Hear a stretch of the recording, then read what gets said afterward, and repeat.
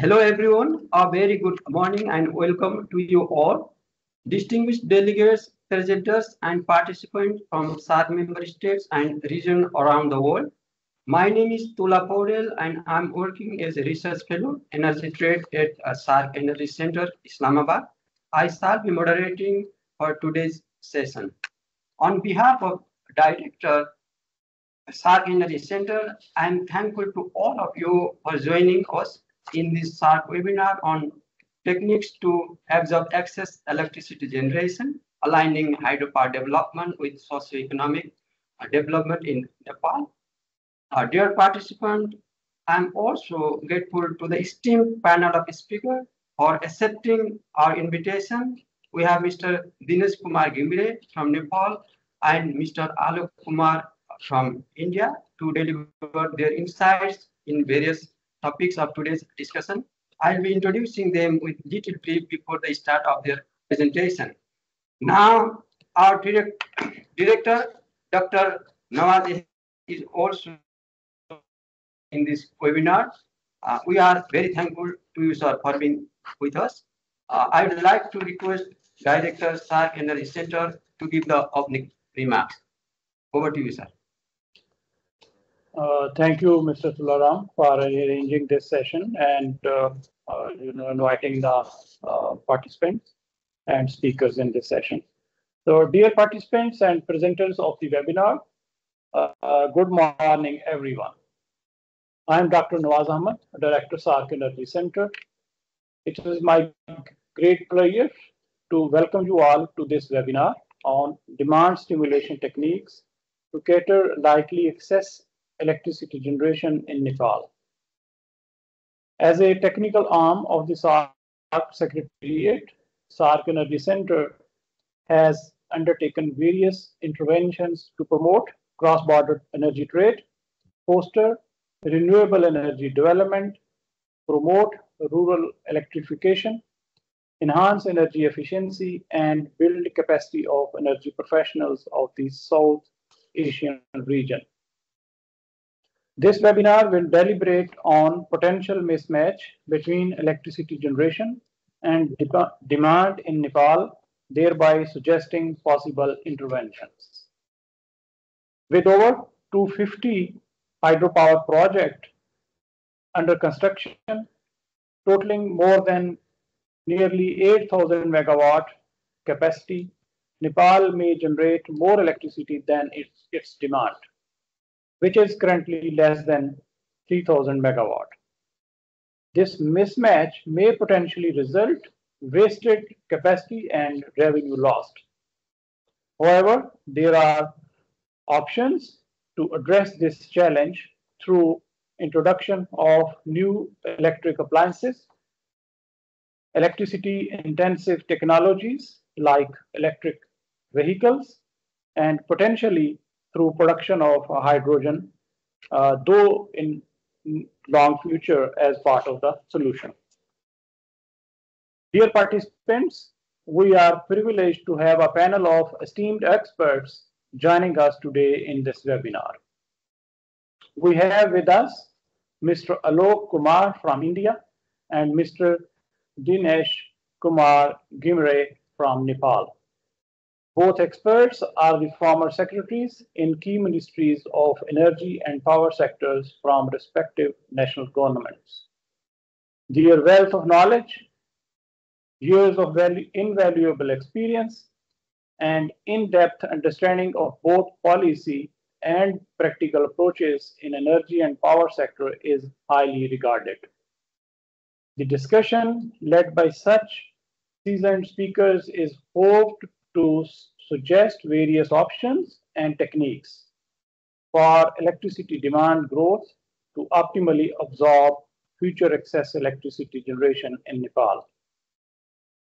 I am delighted to acknowledge the great cooperation and support extended by them. I hope this webinar will help explore demand stimulation techniques for optimal utilization of excess electricity generation in future to contribute achieving socio-economic development goal of Nepal. In the end, I thank you all for joining this webinar. I expect this webinar to be an interactive session, so please feel free to join the discussions and express your valuable opinions. With these words, I declare the session open, and I look forward to a productive and insightful session. Now I request Mr. Tularam Powder, Program Coordinator of this event, to take us through the agenda. Over to Mr. Tula, and thank you all again for joining us today. Thank you, sir, for your kind words and your wishes for comfortable learning and knowledge sharing session. Moving forward, we'll be listening to two presenters followed by question answer session. Dear participants, you have the opportunity to ask questions to presenters by typing your question into the attendees pane of the main window of MS Teams software. You may send your question at any time during the presentation. I'll be asking question on your behalf. With this, I would like to introduce the first presenters of the day. Mr. Dinesh Kumar Gimire will be presenting on techniques to absorb excess electricity generation, aligning hydropower development with socio-economic development in Nepal. Mr. Gimire is former Secretary of Government of Nepal. He has been associated with power sector of Nepal for more than 3 decades. During his service in government, he was involved in policy, planning, and regulatory intervention in our sector. Mr. Gimire led many bilateral negotiations on water and power with neighboring countries like India, China, and Bangladesh. His contribution to cross-border electricity trade is highly recognized. More notably, he contributed the SAARC Energy Centre as the governing board member from Nepal for about 12 years, including 2 years of chairmanship. Currently, he is working as senior hydropower policy advisor for the Asian Development Bank, as well as a short-term consultant for the World Bank. Besides, he is an expert faculty in Institute of Engineering, Tribhuvan University, Kathmandu. Mr. Gimire received his M.Tech in Hydroelectric System Engineering and Management from the Indian Institute of Technology, Roorkee, in 2001. With this, I would like to invite Mr. Dinesh Kumar Gimire. Dinesh sir, please go ahead. Thank you, Tulaji. Your Excellency, Director, SAARC Energy Centre, and other colleagues from the SAARC Energy Centre, Your Excellency, former Power Secretary, Government of India, Mr. Alok Kumar, all the participants who have joined virtually from different links and social media, ladies and gentlemen.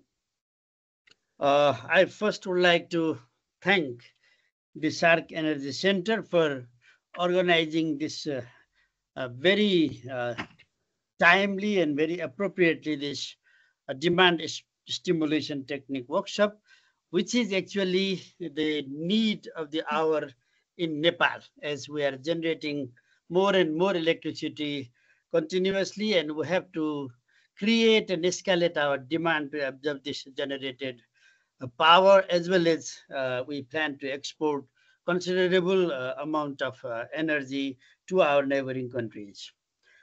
I recall here my days when I was representing as a governing board member in SAARC Energy Centre from 2004 onwards, and I also chaired the SAARC Energy Centre for 2 years.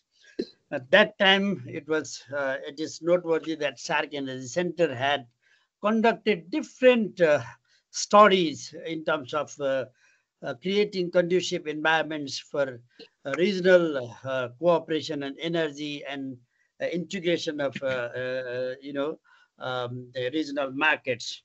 So SAARC Energy Centre is doing these wonderful jobs, and I commend the continuing efforts made by the SAARC Energy Centre. I thank especially the director and all associated colleagues in the SAARC Energy Centre for this good initiatives. So having said this, I just would like to jump into my presentation. In the interest of time, let me just share the screen.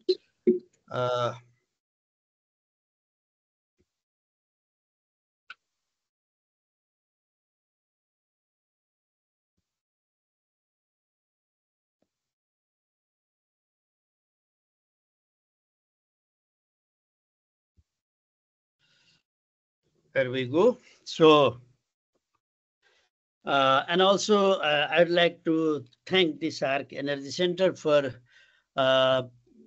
allowing me to, or inviting me and giving an opportunity to me to present the demand escalations in reverse in Nepal in view of creating more and more electricity demands. So to start with, I just will be delivering on the overall energy mix and power sector scenario in Nepal. So where we are heading to in coming 10 to 12 years time frame, we have recently developed and got it approved from the cabinet, the energy development roadmap. I'll talk on that and overall power generation potential in Nepal.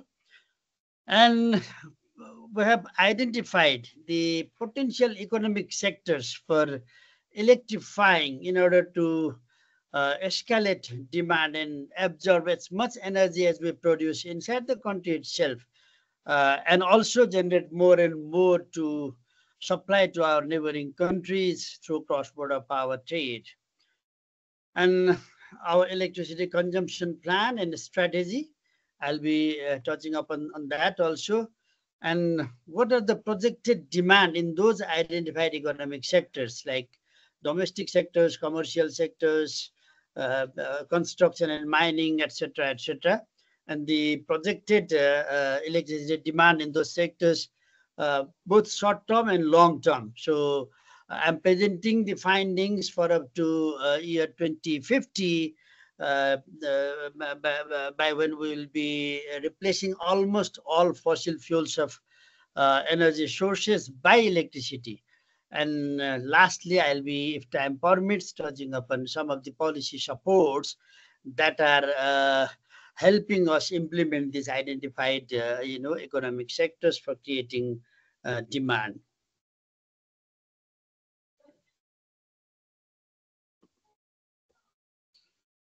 So this is the overall energy consumption mix in our country.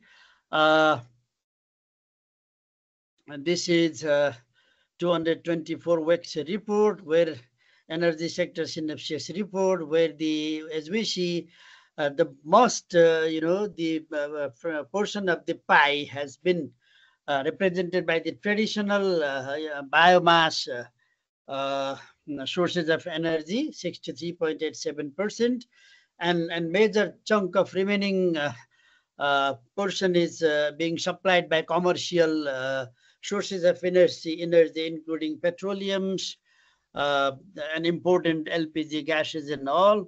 And then grid electricity today, it is able to only supply 7.23% of the overall energy of 532 petajoule, and renewable energy is contributing around 3.10%.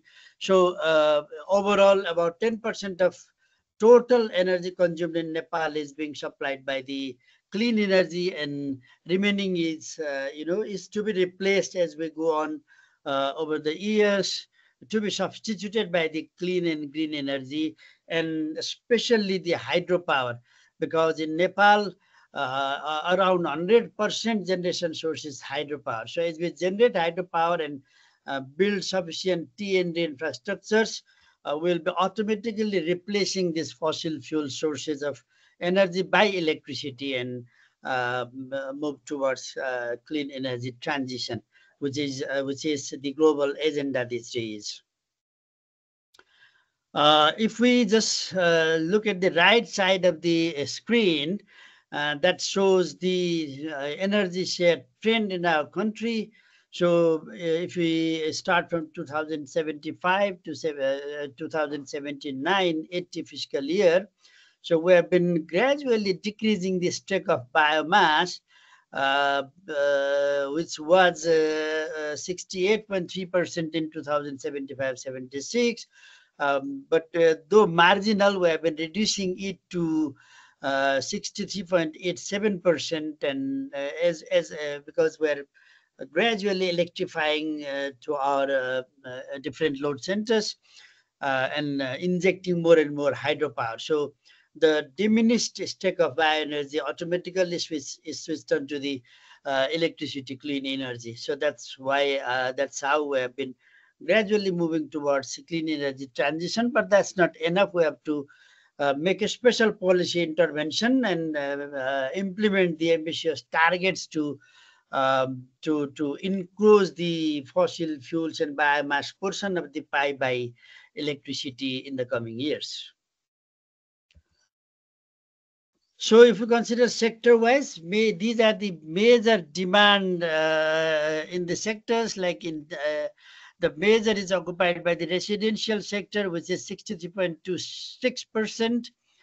And the agriculture represents 1.60%. This is the electricity out of 10% of stake of electricity in the energy pie. These are the shares of different demands in the overall pie. So residential is the majority of the load, which is 63.2%, and agriculture is very minimum. We have to make interventions to increase more and more demand in the agricultural sector, because Nepal is an agricultural country and many modern equipments and electrifications are to be carried out in the agricultural sector.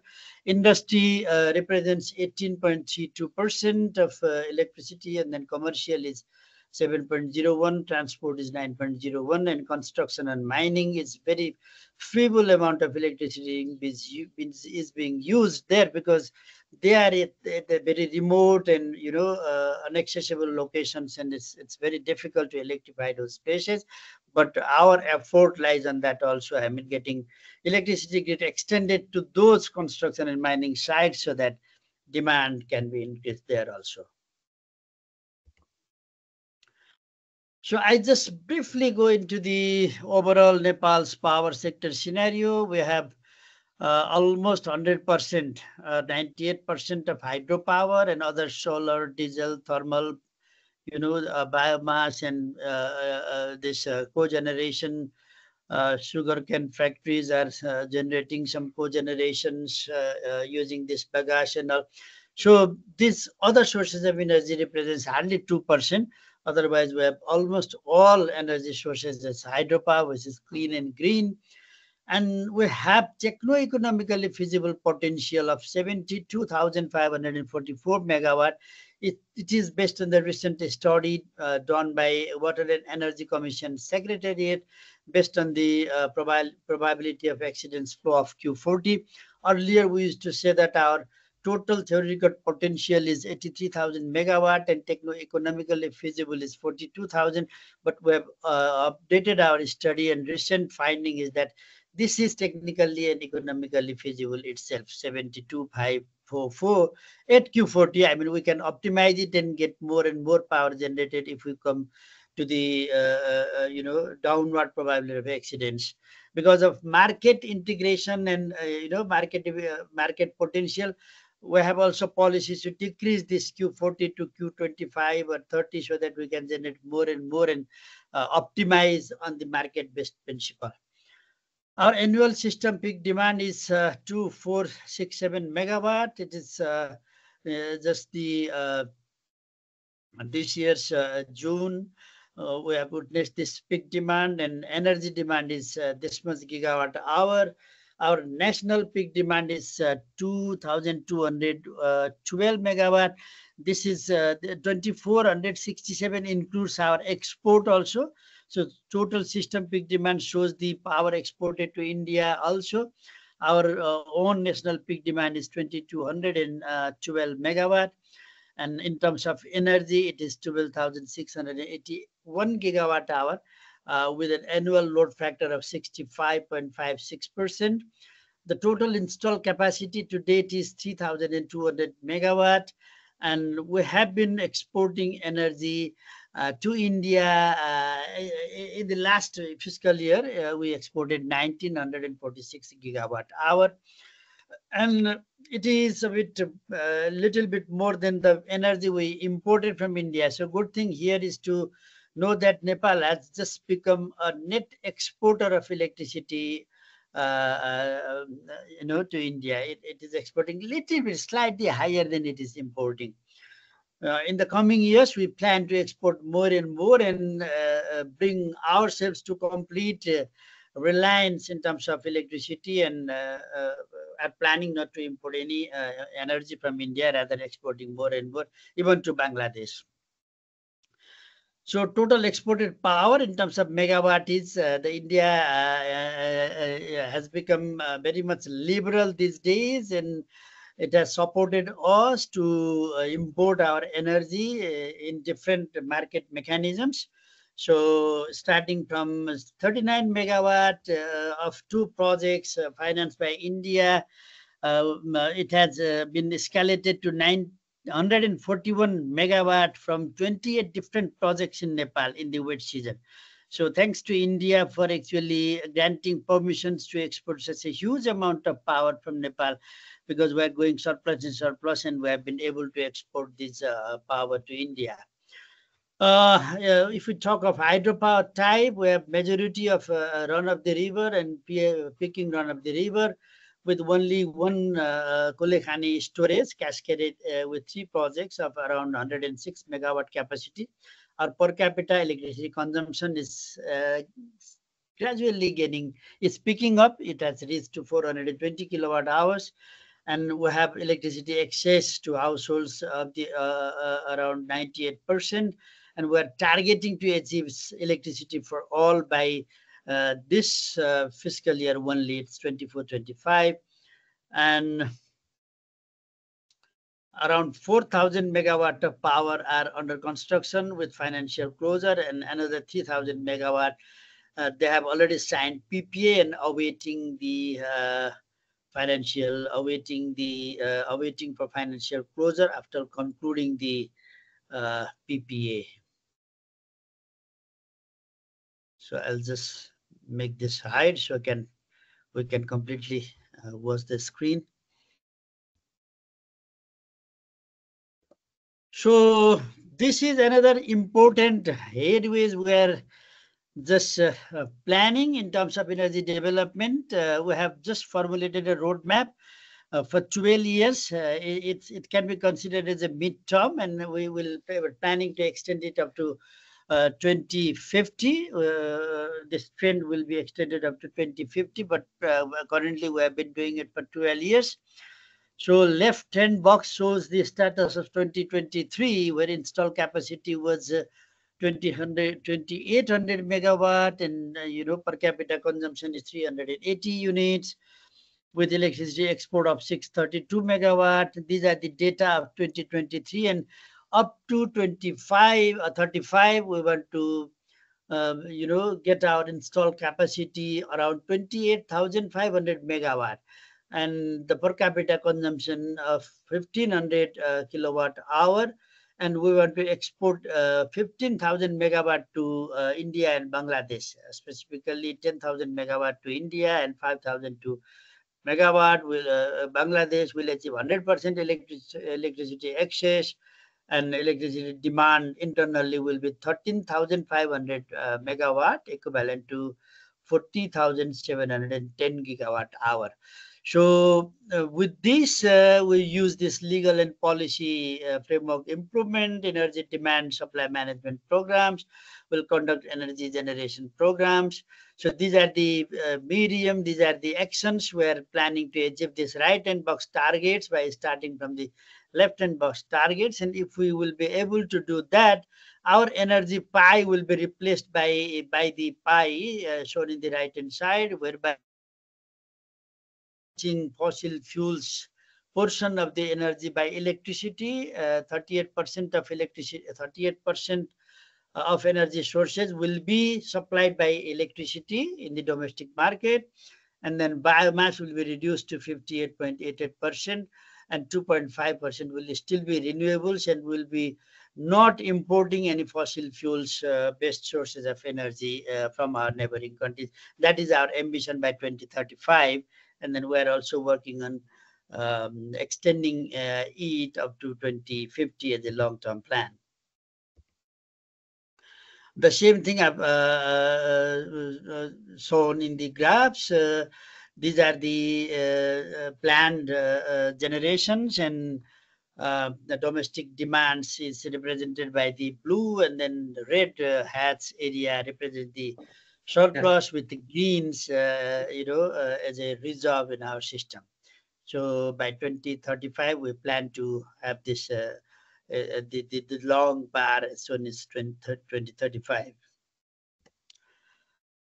So to achieve those targets, we have a lot of hydropower potentials. We have major three river basins called Saptakoshi, Saptagandaki, Karnali, Mahakali, and then the southern rivers, which are intermittently flow in the monsoon seasons with a potential of 4,500 megawatt. So all these river basins contribute to 72,544 megawatt potential of hydropower. And we have a very good solar installation, 300 of annual sunny solar days with these solar parameters. And we plan to generate, total estimated potential stands around 11.9 gigawatt. And we have wind potential also of around 3 gigawatt.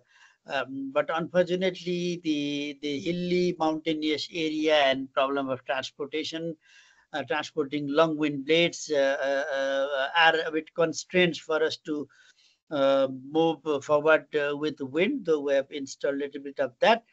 But with the new technology of short wind blades and possibility of assembling those in size, we are planning to go for more and more wind capacity also. So the Water Energy Commission Secretariat has conducted a very good study of creating electricity demands in different economic sectors. So major economic sectors identified for escalating the demand and electrifying the country have been identified as agricultural sector. There are 6 sectors identified. So one of those is agricultural sectors. Why we identified the sector is, the trend. Over past 2 decades, the agricultural industry has shown notable changes in its electricity consumption. So use of pumps for irrigation purposes has created a good potential for electrifying agriculture. And for the last 13 years, we have witnessed high increase in irrigation activities. So the commercial sector, the demand growth has been reached to the compound annual growth rate of 13%. So there's a good potential in commercial sector also. And the share of electricity consumption has also increased very significantly over the last 20 years, especially in the primary end use of cooking, even in the commercial sectors. Industrial sectors, if we just see the trend from 2001 to 2021, the mere electricity energy consumed in 2021, that was only 521 gigawatt hour, has reached to some 2,823 gigawatt hour, and we estimate that even the accelerated trend will continue in the years to come. So this has also, this is actually the main economic sectors that will contribute the consumption of electricity. And we have plans to industrialize our country with different energy intensive industries to create more and more demand and increase our per capita consumption of electricity. And also industrial motive power, which includes this motor, pumps, compressor, etc., also are recognized as electricity consuming in technologies and industries. And residential sector, it is a major source of electricity demand, and then we noticed that it's 518 gigawatt hour noted in 2021, has increased to 3,241 gigawatt hour in 2021, with a compound annual growth rate of 9.6%, and this trend will even continue in an accelerated pace with modern electrical appliances and equipments, e-cooking and all being introduced continuously in different domestic sectors. We hope that this trend will even accelerate in the future. And the primary end use is of course in the residential sector is electric cooking, and government has made policy intervention to introduce more and more cookie stoves and induction heaters for escalating demand in the cooking sector. Transport sector is another opportunity in Nepal to create more and more demand. This year only, I mean, the inflow of electric vehicles, especially from India and China, is tremendous. I mean, now everywhere in the valley, in the road, we were able to see electric vehicles flying here and there. So, and we have been able to develop, I mean, we're planning to develop more and more charging stations, even in the highways, to create necessary infrastructures to charge these electric vehicles. And we also plan to electrify the railway sector also in Nepal using our own electricity. So, transport sector has also been recognized as a major demand creation sector in Nepal. And construction and mining also, which has been absorbing very little amount of power for the reasons I already mentioned, but we want to, with the development of good infrastructures and roads, we'll be able to take the different equipments to the construction sites and electrify the sites also, so that its demand will also be increased. Now, briefly, I just touch upon the consumption plan and strategies. Our guiding principles, how we want to go forward, is as I showed in the previous slide, that we want to absorb 13,500 megawatt in the domestic market itself and export 15,000 megawatt to our neighboring countries. So what we should do to absorb this 13,500 megawatt, as we have already identified these economic sectors for creating demands. So our strategy is that to use this 13,500 megawatt by 2035, we should develop sufficient T&D infrastructures. We have to complete the 100% electrifications. We have to electrify all the economic sectors to supply the required demand. Those includes, as I already talked about, is agriculture, transportation, commercial, domestic, industry, including hydrogen is another promising industry we are planning to initiate, because we want to develop hydrogen, carbon neutral hydrogen, green hydrogen using our own generated power, and of course construction and mining. And while creating these demands, I mean, we plan to export a separate 15,000 megawatt to our neighboring countries. But while creating these demands cannot be created all at a time. It takes time, but our generation is continuously incoming. So while creating these demands, if we witness any surplus electricity, while creating these demands, will be immediately also in the interim measures also will be exporting electricity to our neighboring countries. And for that, we should develop sufficient cross-border lines jointly with our neighboring countries like India and Bangladesh, and our own in-country transmission line also to bring powers from our power plants to these pulling points in the border sites. So we have to do that also. Those are the priority actions that we have figured out to use this 13,000 megawatt on our own, and to export this 15,000 megawatt of power to India and Bangladesh.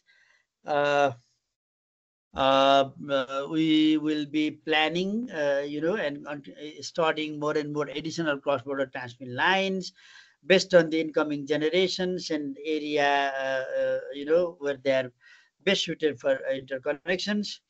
And we have to negotiate with our, Indian counterparts and Bangladeshi counterparts, and also, enter into medium and long-term power sale agreement. And we should continue selling power in competitive market through power exchange, and then, get Electricity Act, our own act, where Electricity Act 2024 has been tabled in the Parliament, which opens the path for more and more power trade, both in country as well as cross border. So this forms the basis for our, power legal basis for power trade. So this also we need to get it approved as soon as possible from the Parliament. Now I come to the, the study of findings that WEX has conducted. The projected electricity demands in the identified economic sectors under different scenarios. So these are all the data. I just present them briefly, our findings. So the scenario considered in this study of creating demand, the base year considered is 2021, and it has been studied for 30 years time frame up to 2050.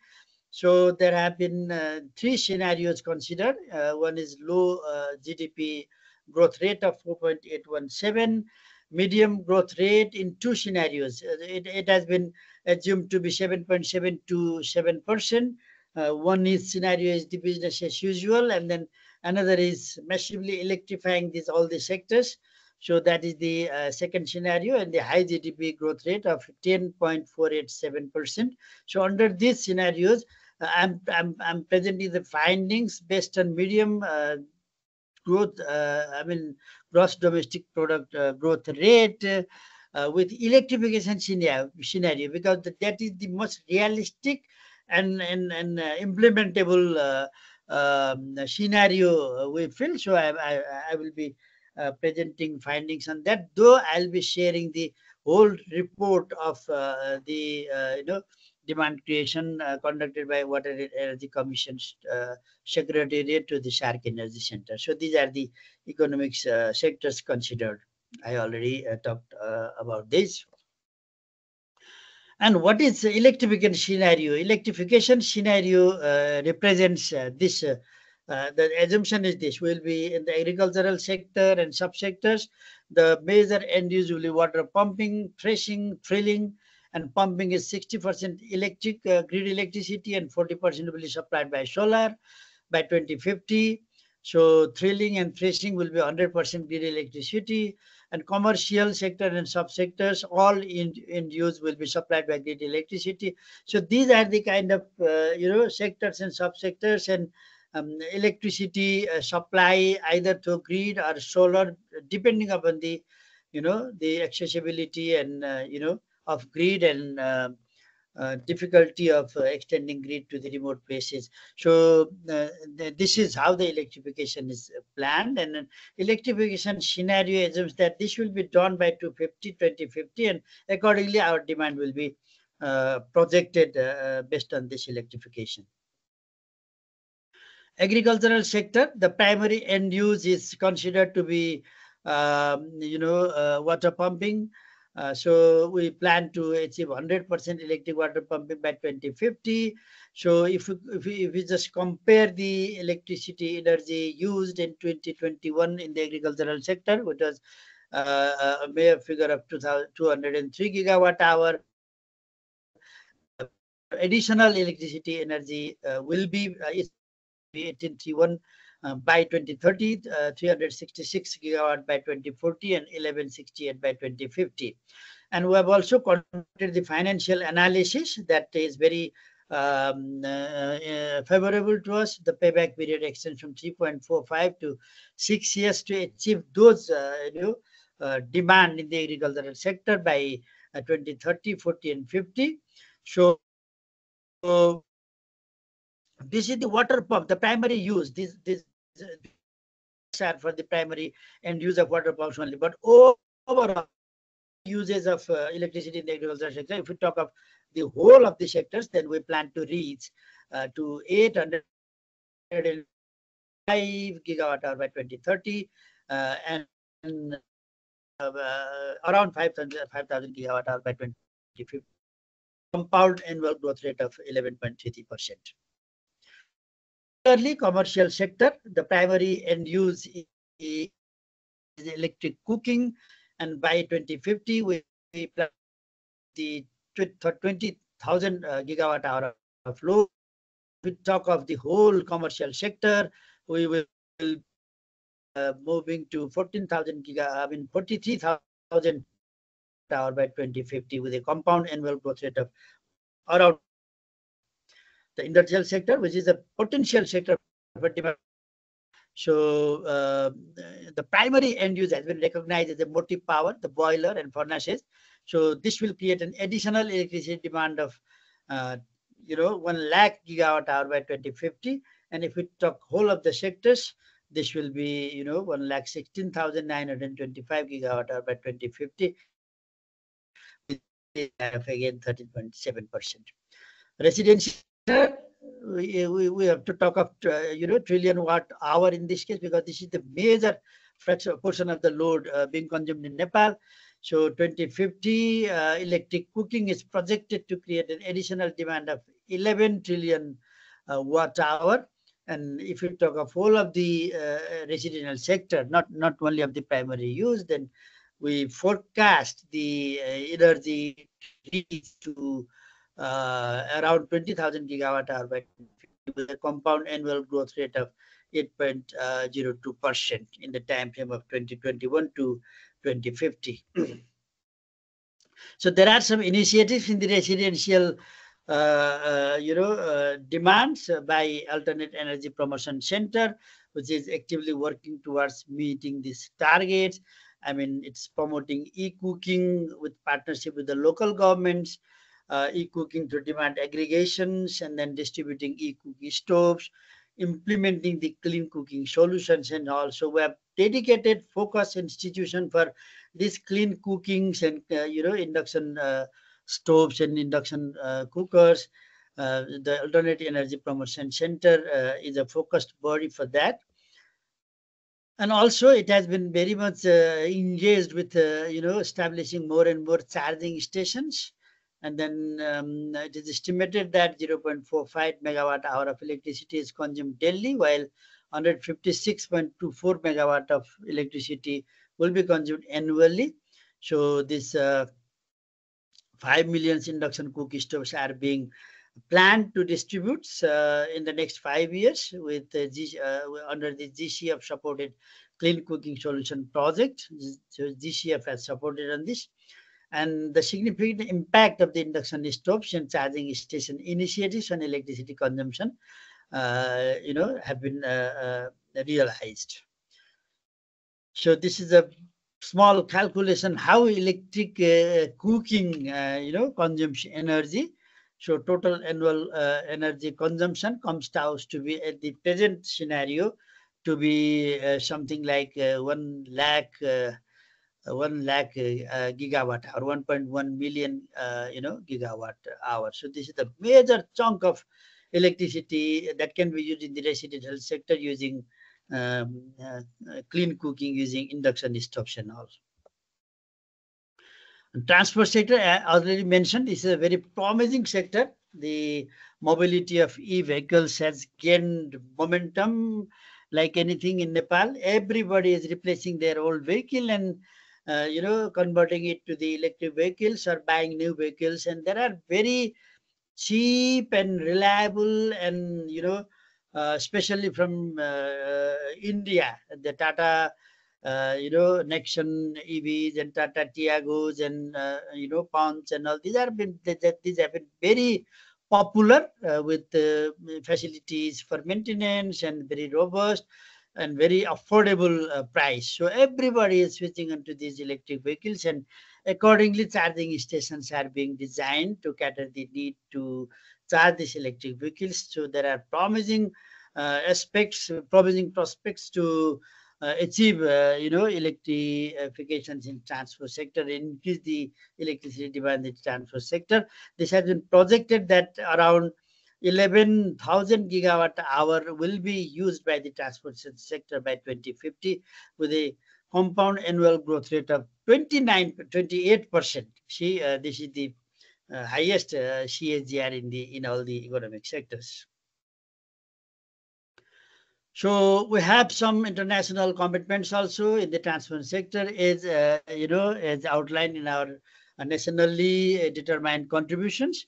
We aim to 25% of the private electric vehicles and sale, and 20% of the public four-wheeler to be electric by 2025, contributing to a 9% reduction in the fuel consumption and an 8% decrease in emission.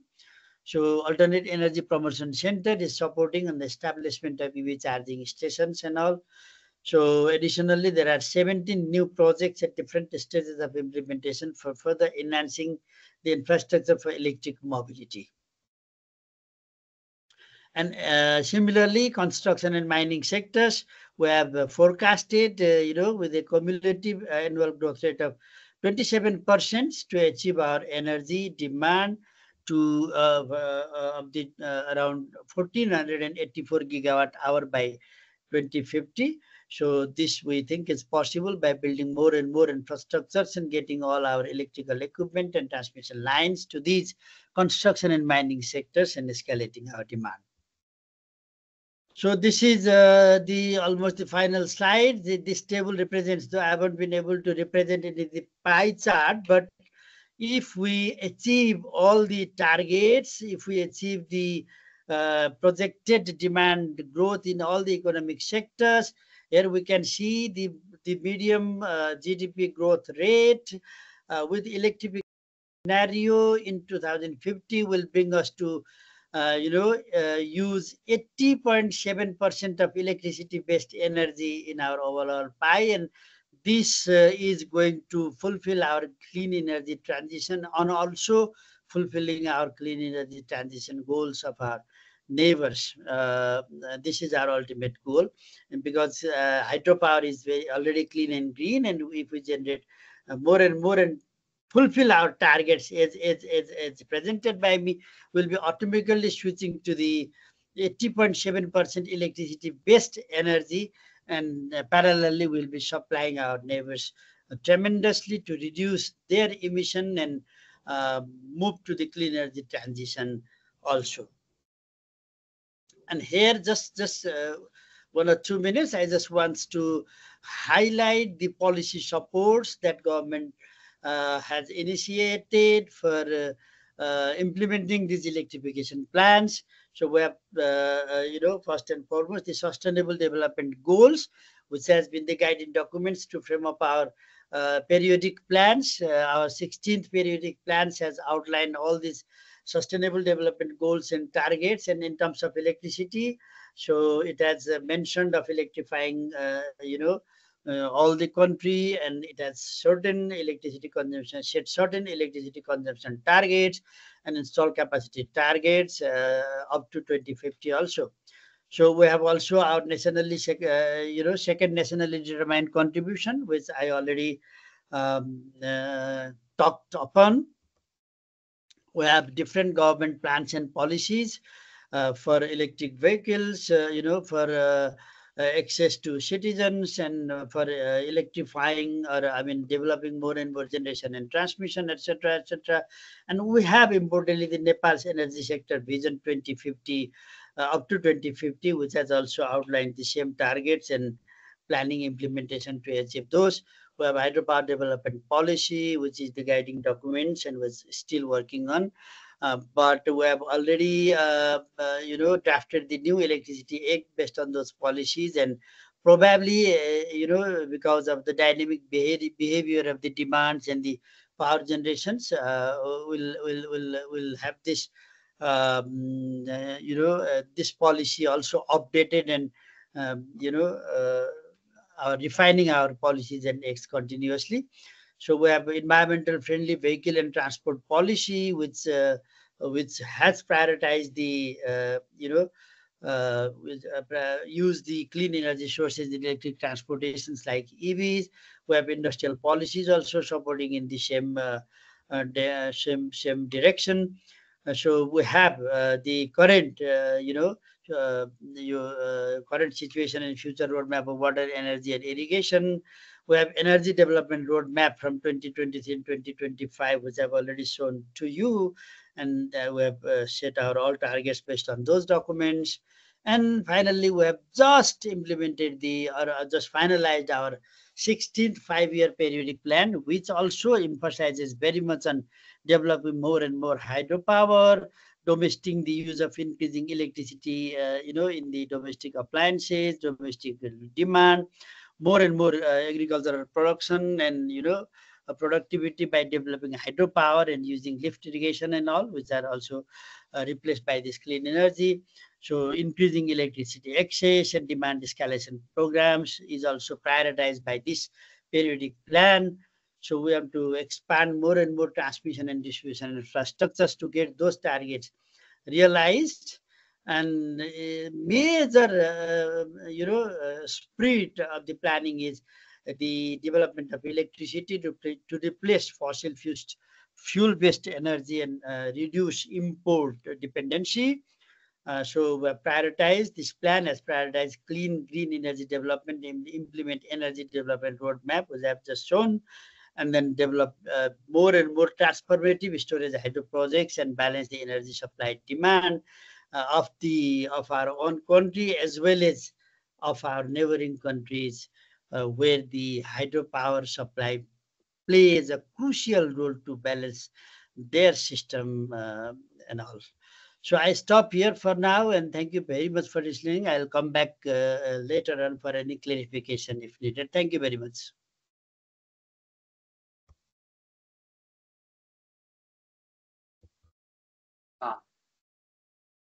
Thank you, sir, for such an insightful presentation. The facts and figures you presented were really encouraging, and you detailedly covered the various sectors of economy. So now I would like to request you, Dinesh sir, please stay online, as we will have a question answer session right after the next presentation. In the meantime, I would also request to participants, please send your question in the chat box. You may find the chat box at the top of your screen. Also, please, you may mention your name and the name of speaker whom you would like to ask question. Dear participant, moving forward, Alok sir, hope you are there. Yes. Can you hear me? Yeah, thank you, sir. Let me first introduce you. So I would like to introduce the next presenters of the day. He is none other than respected Mr. Alok Kumar, who will be presenting on innovative approaches to powering economic sector context for Nepal. Presently working as a director at Delhi with Lantau Group. In addition, he is professor of practice in Department of Hydro and Renewable Energy at IIT Roorkee, India, and also chairs inter-ministerial working group set up by Niti Aayog to develop power sector pathway to achieve net zero commitment by India.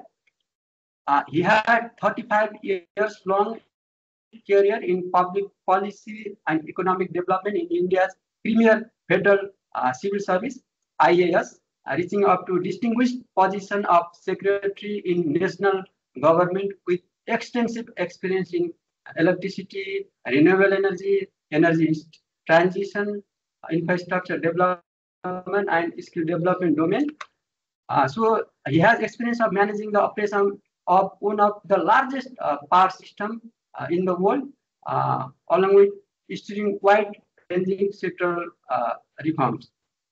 Besides, he has led several large commercial organizations as a chief executive officer, as well as chaired the G20 Energy Transition Working Group. So you may now proceed with your presentation. Alok sir. Thank you.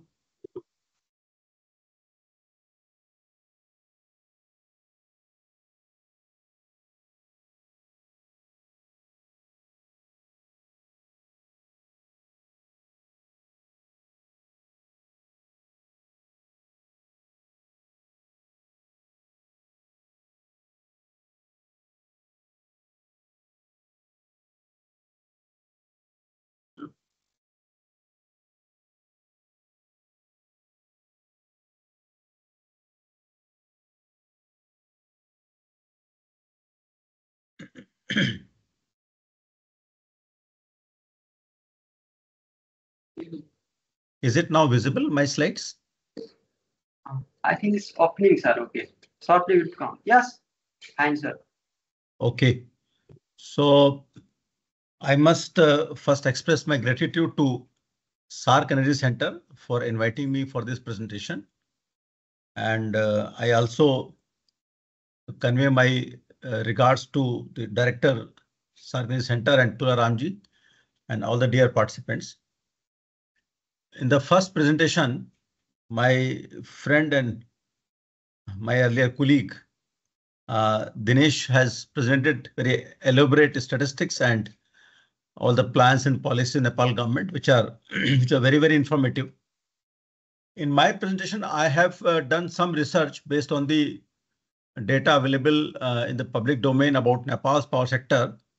So I realize my statistics are little, say, dated, but they still carry an important message. So the participants will kindly substitute the statistics presented by Dinesh, but I will share with you the broad trend and messages.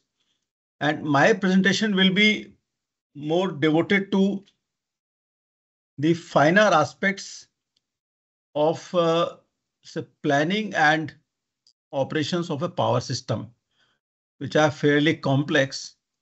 And if you don't do it properly, you may end up doing very costly mistakes for long term. So I will cover a short overview of the electricity sector of Nepal, the key objectives, supply side challenges, commercial aspects, demand side management, and a brief summary. So let us move to overview of the electricity sector at Nepal. These are mostly the same thing which were presented by Dinesh, but I would like to touch upon a few important points. See, the 60% of energy supply in 2021 was from fuel wood. So this is the main target for Nepal to move from traditional biomass to modern forms of energy and preferably electricity. And their share of renewables is also fairly small.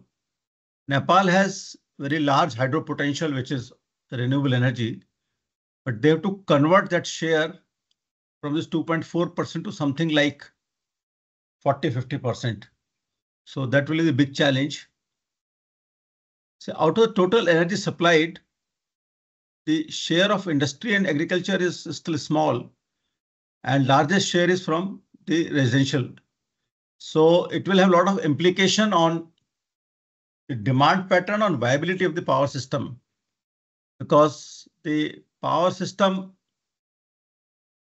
it operates according to the demand pattern, and residential sector has its own peculiarity of the usage of electricity, which has a lot of implications for the network expansion and also for the power procurement.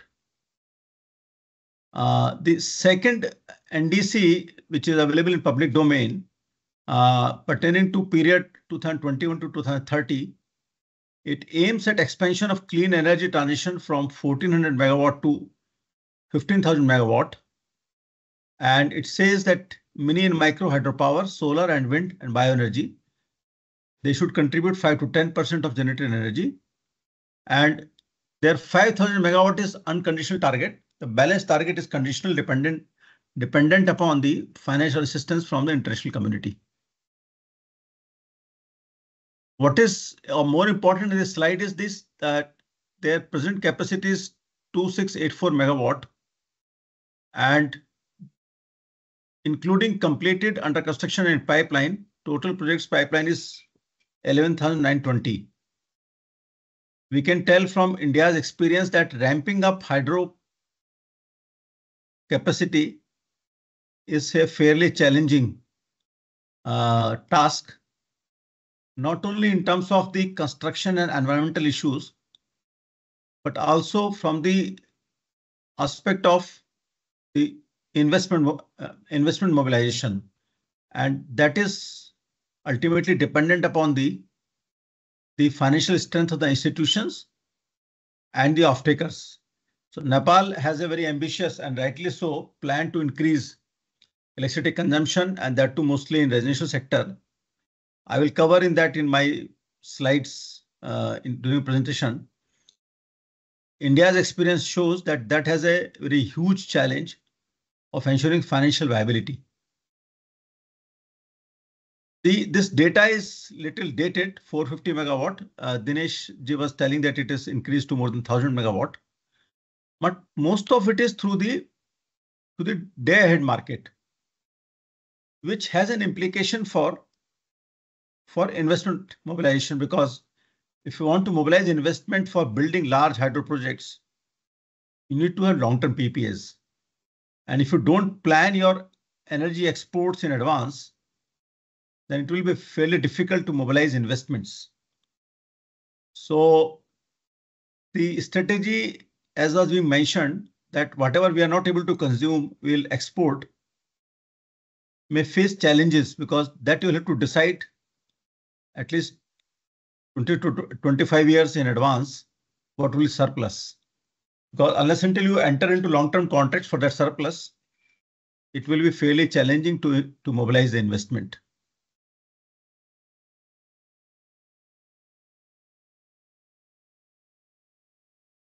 The whole emphasis in Nepal is on hydropower potential. So it shows that only 1% of electricity generation is from solar. Maybe it has increased in the recent years, but it shows the challenge, because a country needs to have a diverse sources of power generation so that it can play around according to the demand of the electricity, because every generation source has its own pattern of generation, maybe hydro generation as well as solar generation. You have to find an optimal mix, which is a least cost solution for generation and which at the same time meets the demand pattern. Per capita consumption of electricity in Nepal was 312 units in 2022, which ranked 129th globally, and it was 23rd at the last place in Asia Pacific region. So that is nothing to be critical. It shows the future potential of growth in Nepal, and which is a golden opportunity for Nepal to accelerate its economic development and living standards while it ramps up the hydropower generation.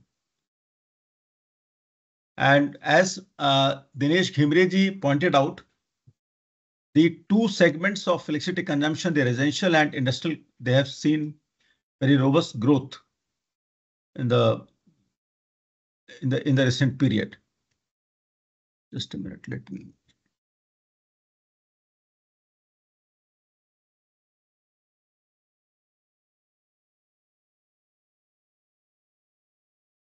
Let us move to what are the key objectives behind the economic development as well as the development in power sector. Dinesh ji touched upon this sustainable development goal. I will spend a little more time. So that will set the context. The Sustainable Development Goal 7 pertains to energy, which aims at ensuring access to affordable, reliable, sustainable and modern energy. The emphasis is on modern energy for all. And it aimed at universal access to all by 2030, increasing the share of renewable energy substantially, and doubling the rate of improvement in energy efficiency. Where do we stand? The projections are, which are not very encouraging, that in the world, even by 2030, 660 million people will be without access to electricity. And by 2030, 1.8 billion will be without access to clean cooking. The share of renewable energy in global energy mix could reach only up to 12.5% if we exclude the traditional biomass. And in this context, in COP28, there was a call for tripling the renewable energy capacity by 2030. We globally, as a global community, could not achieve the target of annual improvement in primary energy intensity of 2.6%. And therefore, if you have to achieve the 2030 target, we need to make it 4% per annum till 2030. So what I'm trying to emphasize that achieving sustainable development goal is going to be fairly challenging. So it needs very sustained efforts, very clear policy planning, and also a lot of extension work in the network of power system.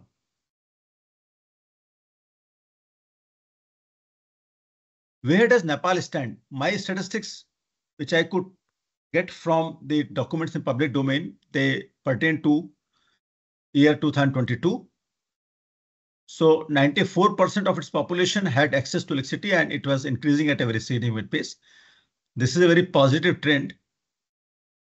Only 6.9% of the population had access to renewable energy. And still 92% of households, they use electricity as the main source of lighting. So most of the households are still using electricity for lighting. And whereas the other major need of cooking is being met by traditional biomass. So that is the most potential area to accelerate the electric cooking in households. 51% of households used fuel for cooking, and 44.3% of households use LPG for cooking. Nepal has to take a call whether it wants to promote LPG for cooking or electricity for cooking. Because as Dineshji was telling, they have an objective of eliminating the import of fossil fuel by 2035. But at the same time, the use of LPG is increasing in cooking in houses, in homes. So the electrification of cooking has to be accelerated if they have to achieve the target they are setting by 2035. This slide I'm showing for the purpose of sharing the correlation between per capita consumption of electricity and per capita income. So I have taken few developing countries, some major countries like China and USA also. So pattern is very clear that as the per capita electricity consumption grows, per capita income also grows. And Nepal has a lot of hidden potential because of it has a lot of generations potential for electricity. So if they exploit it smartly, timely, and rapidly, they have a huge potential for increasing the per capita income. One thing one can make out, there are many countries which have followed a path of not so energy intensive growth.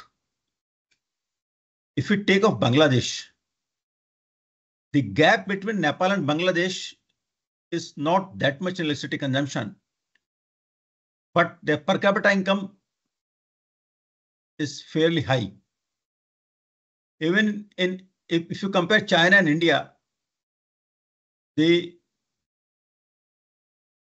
China is seeing more energy intensive growth because of their emphasis on manufacturing. And take the case of Sri Lanka, which has much higher per capita income than India, but much lower per capita consumption of electricity than India. So the point is that we have to increase the domestic consumption of electricity in Nepal in a smart manner so that it attains the also affordability and financial viability while increasing their economic prosperity.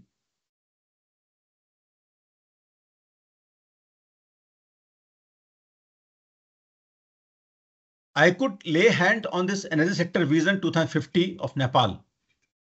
Dineshji, of course, presented the recent 5-year plan and also some scenarios.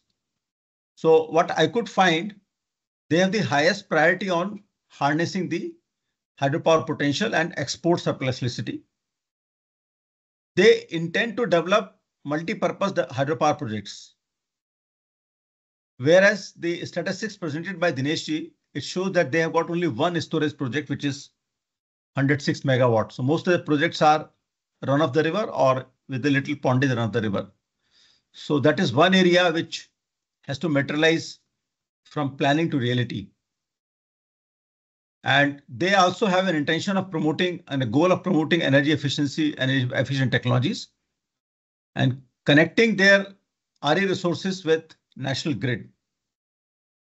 And of course, every country aims at ensuring energy security and sustainability.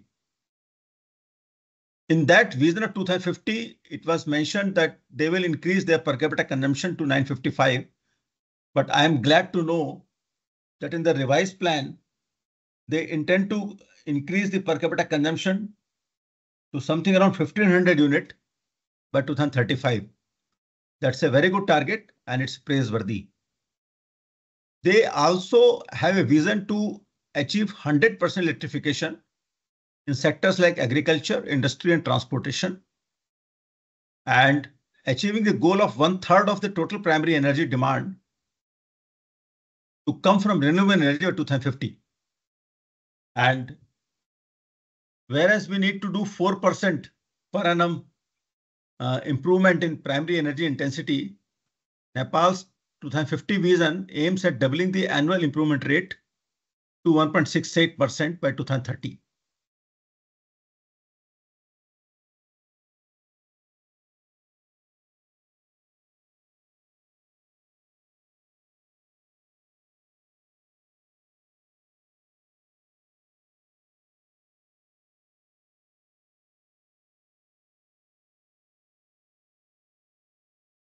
I think something has happened to my slide. So I will take a moment to maybe reshare it. Is it visible, Tularamji? Yes, sir. Now it's visible. This is, yes. Yeah. So I am on the supply side challenges. So I will, these are very important and I like to devote more time to these aspects for the benefit of the participants. Nepal has heavy dominance of hydropower, which produces clean energy, but has a very huge seasonal generation. I could read one research paper which has concluded that a sample study of Budi Kandki River at Aru Ghat shows that daily flows in the river, they varied from 18 cubic meter per second to 1457 cubic meter per second in a year. And what is also more important, the seasonality in the flow is very, very high. In just 4 months, from June to September, 72% of the annual flow was observed. And see, this 72% came down to 12% in next 2 months, and then to just 6% in next 3 months, and then 10% in next 3 months. This shows the challenge in the Nepal's hydropower generation, that unless until they have a large number of storage projects, their power system, whether for internal consumption or for exports, will have to handle this huge seasonality, which has its own implication in planning and operations. Dinesh was sharing with us that around 11 gigawatt of solar potential is doable. I could find one study which says that it can go up to 47 gigawatt. But of course, it will take time and there will be technological challenges. The solar potential in Nepal is good, which is an average of 300 days and 6.8 hours of sunshine per day. Biogas and micro hydro have also potential, but that has a limited potential. This slide shows some lessons from India and world over, what Nepal, they must be planning, but I would like to emphasize what are important aspects when they plan the supply side. First is demand forecasting. Whole world is now facing this challenge that due to uncertainties in weather pattern because of climate change, and due to also uncertainties that to what extent the electrification targets for agriculture, for cooking, for industry, for transport would materialize, demand forecasting is going to be very, very challenging. And Dinesh spoke of some scenario building and some annual demand patterns. What I would recommend from our experience in India, demand forecasting has to be granular. You have to forecast hourly demand for at least next 10 years. That is a basic requirement for an efficient and cost-effective capacity expansion planning. Scenario buildings are not adequate. Actually, the good planning requires stochastic pattern of demand generation and also the generation outage while you're doing a capacity expansion. And it is not good enough to do a planning for 5 years. You have to do it on an annual basis and sometimes on quarterly basis. Because your demand patterns are changing very fast. So we recommend at least the demand has to be reviewed on an annual basis with hourly details and with the stochastic modeling. Say Nepal's power sector has no challenge of sustainability because I'm talking about power sector because it's dominated by hydro and solar. So they will always be clean energy. The problem will be how to ensure reliability because you have both solar and hydro, which have high seasonality, and solar is also intermittent. To plan a power system for those two sources will be far more challenging than what India has faced because India had the coal-based power plants, which can be dispatched according to your schedule. But if you are handling the hydro and solar, the planning has to be will be far more challenging. What we'll also recommend that your generation sources are more site specific. I will again repeat, the coal power plants, you can locate them at pithead or locate them at the load center. But hydro power plants and solar power plants, you don't have much flexibility in the location. So transmission becomes very important. So what I would recommend, a co-optimized generation and transmission planning while you're running your capacity expansion. And moreover, you have to also factor into what your export obligation. So if you run a model only for domestic demand, it will not suffice. Because from Nepal's power sector vision or energy sector vision, they envision, and rightly so, a large exports, large quantity of export of the electricity. But if you don't factor into your 10 to 25 years expansion planning, then your transmission system expansion for domestic demand and for your generation capacity expansion will go haywire. So your resource adequacy will have to guide you, have to guide the planners regarding what is the optimum storage capacity. It is not only the capacity in terms of megawatt. In terms of megawatt, how many hours and at what location. So when you do a co-optimized planning for generation transmission, it will throw up your storage options of how many hourly options and at what locations. And also the exports, that how can you tailor your export contracts. I will again like to emphasize, depending on day ahead market for exports is not sustainable long term, because that will make your investment mobilization very, very difficult. And when you are planning for long term export PPAs, you have to factor into your generation pattern and also your internal domestic demand pattern. So they have to be integrated in one capacity expansion plan. You can't see them separately. I will recommend, I will also suggest a larger focus on solar development. I was reading somewhere that Nepal floated a tender for 800 megawatt of grid connected solar power plants. And to my happiness, they received 4 times the bid. So if they take such more projects for solar generation, they can preserve their water for evening peak or for export in evening peak. So they need to do more intensive and more deeper planning and accordingly focus more on solar development.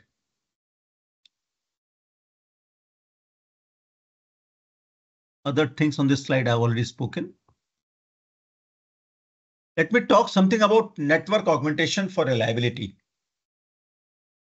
I'll again speak from what we have seen in India and other countries. Like India also achieved the universal electrification for households only in 2019. And what we witnessed that in the attempt to have universal access to electricity, the grid last mile extension takes place in the ad hoc manner. And when you increase consumption in households, the distribution network, they report large number of system outages and interruptions. I was going through the website of the Nepal Electricity Authority and the system operation report, and I noticed large number of interruptions in those reports also. If you have to facilitate a sustained growth of electricity consumption, the consumer will expect a reliable power supply because nobody will like to purchase an appliance or move to electrification if your power supply is not reliable. And this is especially for commercial and industrial activities, because if there are many frequent breakdowns, they have to set up DG backup, which has additional cost, also emissions. So reliability of supply becomes very important, and for that, Nepal needs to undertake network augmentation in a more systematic manner. What happened in one of the states in Gujarat of India, in Gujarat, in sometimes in 2003, they implemented a scheme called Jyoti Gram Yojana. Normally, when you extend the grid to villages, you give single phase supply. But they realized that unless until we give a 3-phase round the clock supply for domestic and commercial consumers, the economic activities will not grow, because they need motive power for small activities also in households, also for washing machines and for small industries in smaller towns. So they aggregated in Gujarat, the agricultural feeders are segregated. They laid down separate feeders for agricultural consumers and separate for other consumers. And they supplied 24 hours, 3-phase supply electricity. And it's a reported study. One can go to website. This scheme saw very rapid economic growth in rural areas of Gujarat. And in those years, in 2003-04, the storage was very expensive. Nobody was thinking of grid scale storage. But now we have the benefit of a rapidly declining cost of battery storage. And if you can smartly locate some batteries in your distribution system, it can further optimize your cost of network expansion. And I say network expansion has to move ahead of the demand. Because if your distribution transformers are getting overloaded, your substation getting overloaded, that will not only lead to burnout of the equipment, that will also impact reliability. So you have to forecast the demand, not at national level only. You have to forecast the demand at substation and DT level and undertake the expansion of the system timely. So what India did is just an experience sharing. I'm not saying that everything is very relevant for Nepal, but I'd like to share. India has also seen very fast expansion of electricity grid to unserved villages and hamlets for the last 10 years. So earlier focus was on network expansion and household electrification. But now India has moved from that stage to network strengthening and augmentation and also system modernization. Now, like equipments and projects for SCADA, the supervisory control for data acquisition. So there is a scheme which was launched in 2014, Deen Dayal Upadhyay Gramin Jyoti Yojana. This scheme focused on creating basic electricity infrastructure in villages, some feeder segregation, strengthening of sub-transmission and distribution infrastructure in rural areas, and completion of microgrid and off-grid work, which were also continuing from the last scheme of the previous scheme of Rajiv Gandhi with Rajiv Gandhi Gramin Udyogikरण Yojana. They had a separate scheme called IPDS starting in 2014 for similar strengthening of the power system in urban areas, and a special scheme in 2017 called Saubhagya to complete the universal household electrification. See, all these three schemes were closed in 2021, and India moved to a next phase of the network augmentation. That's the point I want to make in my presentation. This has to have an evolving approach as you move forward. After completing your grid extension, you have to strengthen grid, modernize grid. And India is implementing a scheme called RDSS, Revamped Distribution Sector Scheme, with an outlay of $36 billion US, which is reform-based and result-linked scheme. The scheme has two parts. Some grant is being given for network expansion modernization, but it is contingent on the utility agreeing to a reform action plan, and also showing the results on that plan every year. Otherwise, the scheme has a built-in feature that if the utility fails in achieving that action plan targets in any year, the flow of grant stops. So the utilities are being nudged or compelled to achieve a viability in distribution sector while they are expanding their network system. And this has resulted in availability of supply in rural areas, which was 12 hours in 2015 to now more than 20 hours in 2023. And they're moving to a national target of 24-hour supply in rural areas all across. I'll move to commercial aspects. It may sound maybe little out of place because we are talking about stimulation techniques, but commercial aspects and the DSM aspects are equally important. If we have to achieve the ultimate objective of higher per capita consumption of electricity and a sector which can support investment. So first point is that if you have a very ambitious plan, which Dineshji shared with us, we are thankful to him, to mobilize to actually realize those plans, you will need huge expansion of not only generation capacity, but also your transmission distribution network. And these huge investments cannot come from government budget. So you will have to increasingly depend on the private sector participation, and they will not put their money unless until you ensure the financial viability of the retail sale business. Because if you're increasing your domestic consumption to 13,500 megawatt by 2035, so maybe around 30–40% of electricity generated will go to your domestic consumption. And if your domestic retail business does not remain viable, does not stay viable, investor will think twice before the financial closure of the projects. So I can tell you from India experience, in the up to late 70s of last century, the India has some distribution network in mostly cities and surrounding areas, and there was hardly any problem of the commercial losses or tariff viability, because most of the consumers were well-to-do consumers in the urban areas. But India took a very rapid expansion of the network to rural areas, initially mostly from agricultural consumers and followed by the household consumers. What we saw in India, that when the electricity consumption was growing for agriculture, which are farmers, and poorer households, the political economy of electricity, it took a very different shape. Distribution businesses, they started facing high commercial losses and a pressure on tariff subsidies, because when you have large number of voters who are increasingly dependent on electricity for their livelihood or for their household consumption, they will force the governments to go slow on, say, on commercial discipline, and also not to raise tariffs and increase more tariff subsidies, This is what India has seen. The Nepal, fortunately, currently has fairly, I'll not say low, fairly moderate system losses, what is reported in the annual report of NEA. They have come down from 13.46% in 2023 to 12.73. I'm not very sure whether it includes commercial losses, because system losses generally doesn't include commercial losses.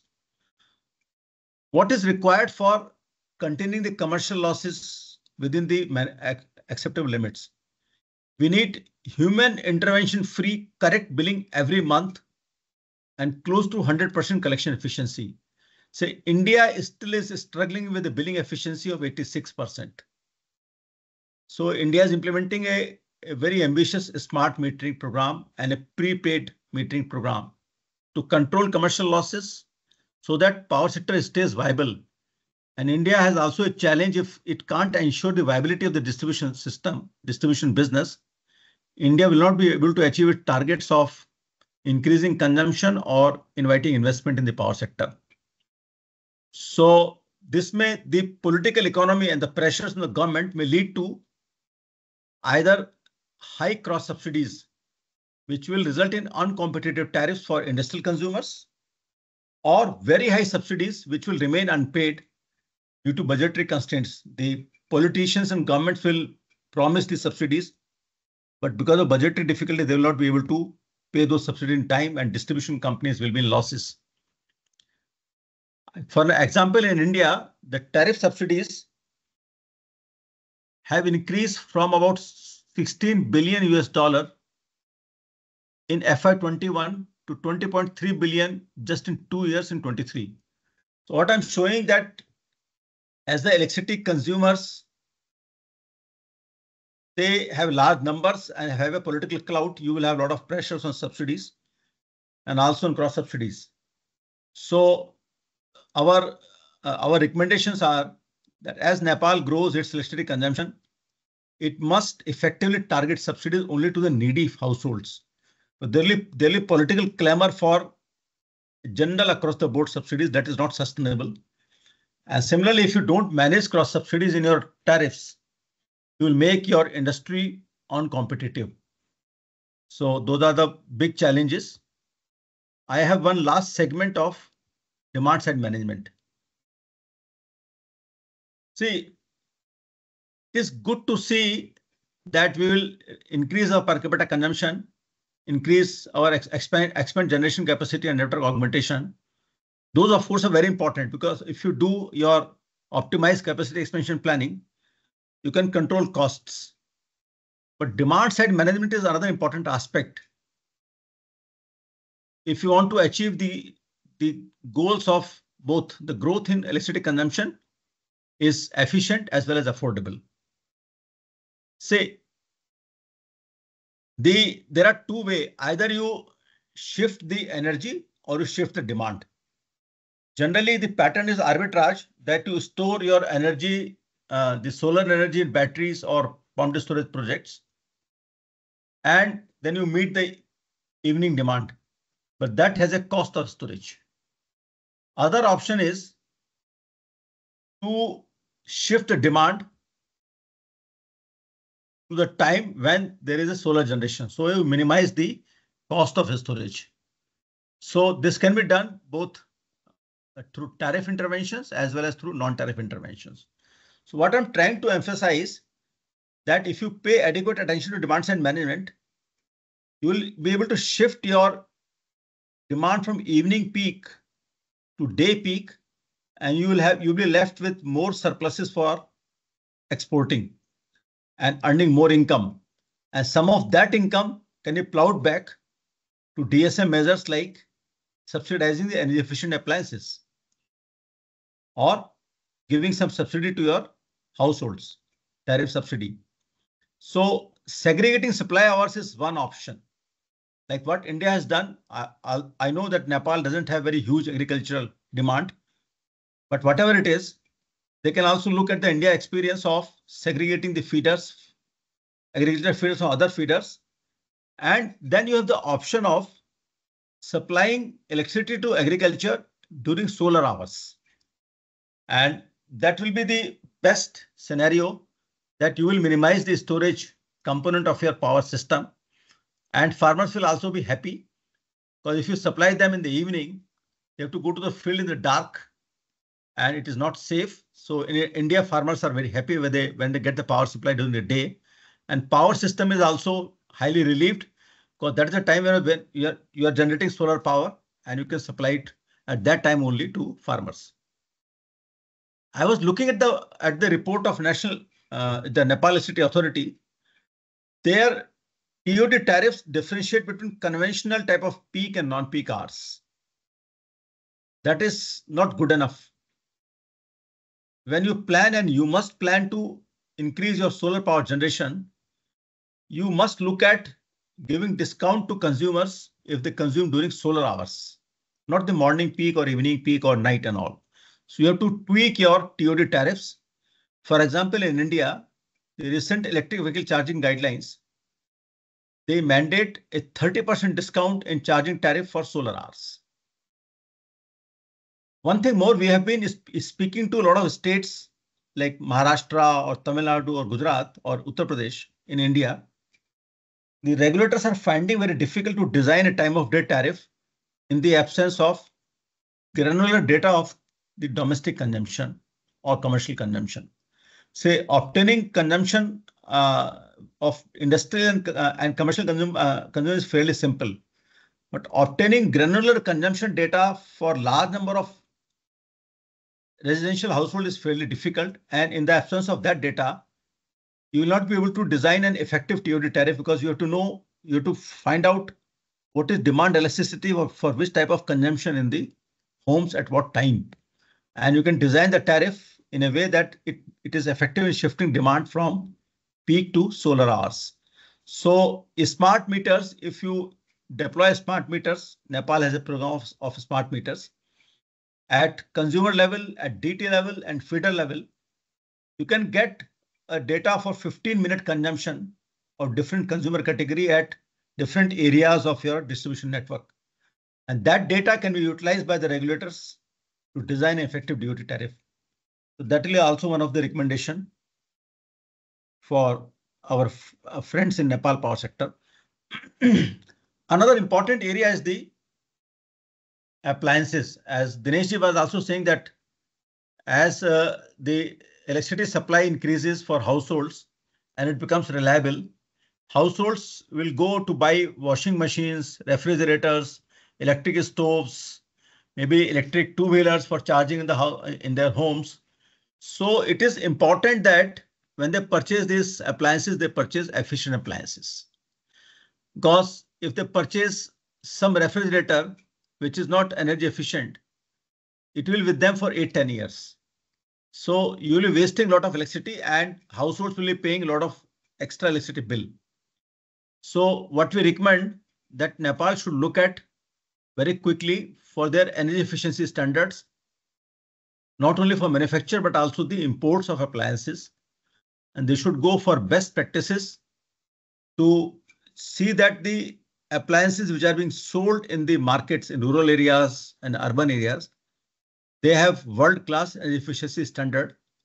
And as I've said, they can use some of the money which Nepal will earn from export of power to the neighboring countries to give some subsidy for purchase of this energy efficient appliances.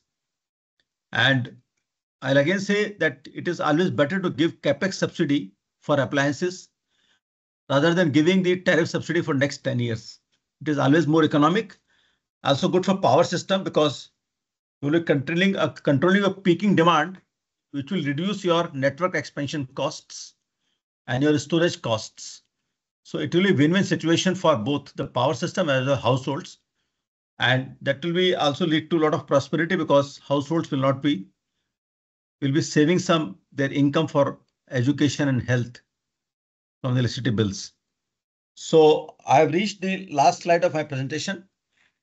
Just to recap, increasing the internal consumption of electricity in Nepal will lead to better development results than only exports. And I praise and commend the present vision of Government of Nepal for increasing for their targets for increasing electricity consumption. I will emphasize again, for proper planning of the demand and system expansion, you need long-term energy sector policies. Say some scenario building and some targets are all right, but you have to come out with a credible policies, and you have to see that you are moving on the targets of those policies year to year. You can't take a look after 10 years. Because by the time you look at 10 years, your demand forecasting for power sector will go haywire, and you will not be in a position to have your system expansion in time. You need granular, stochastic, and periodic integrated system planning for affordable power supply. Nepal needs to target for a more diversified generation mixed, supported by necessary amount of storage at grid level. So they have options of batteries as well as PSPs. I can again say building large storage projects is not going to be easy. It will take long time. So it will be better to have some pondage and to go for pumped storage projects. They don't require huge submergence, are easier to construct also. And given the Nepal's topography, the climate, the river flows, PSP will be a good instrument for their diurnal seasonal management. So that is being strongly recommended. They have to evolve their strategy for T&D expansion as things move. They can look at the India experience or experience of some other countries. I will again emphasize that commercial aspects of your distribution business will prove to be very crucial for your investment mobilization for realizing your targets of 15,000 or 20,000 megawatt of hydropower. Because if you are going to consume 40% energy internally and your distribution system doesn't remain viable, your investment mobilization will be very difficult. And DSM measures we should look at very consumer friendly, because they can reduce cost for consumers as well as the power systems. So I have reached the end of my presentation. I'm stopping sharing thing. Thank you very much for this patient hearing presentation. Thank you very much, Tulaji. Thank you so much, sir, for taking us through the discussion on innovative approaches to power in economic sector and context of Nepal. So it was a wonderful, excellent presentation. You really captured the main pertinent points of Nepal, as well as sharing the India's and regional learning and other experiences. So now I move to question and answer session. Dinesh sir, are you there? Tulaji, I'm here. Okay. Thank you, sir. Just checking your presence. Sir, I had only few questions. Not so much. Just from Nepal, Sushil Adhikari sir asking during the Dinesh sir part of presentation.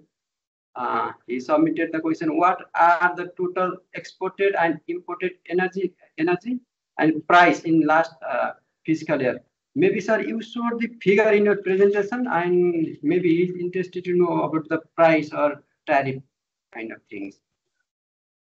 Okay, thank you for that question, Mr. Sushil Adhikari ji.